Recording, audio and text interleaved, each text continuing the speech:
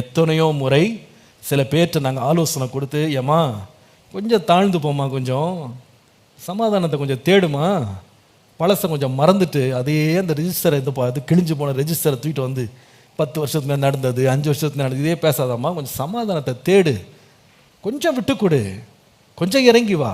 ஆலோசனை சொல்லும் போது இதுங்களுக்கெல்லாம் பார்த்தீங்கன்னா இள ரத்தம் ஓடுது பாருங்க. அந்த நேரம் அதுக்கெல்லாம் கேட்க மனசு வராது.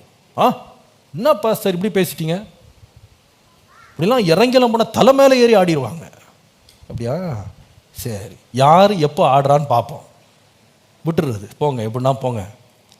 கொஞ்ச நாள் கழிச்சுப்பா சார் அன்னைக்கே கேட்டிருக்கணும், கேட்காம போயிட்டேன், இப்போ என்ன பண்ண, எங்களாலையும் உதவி செய்ய முடியாது.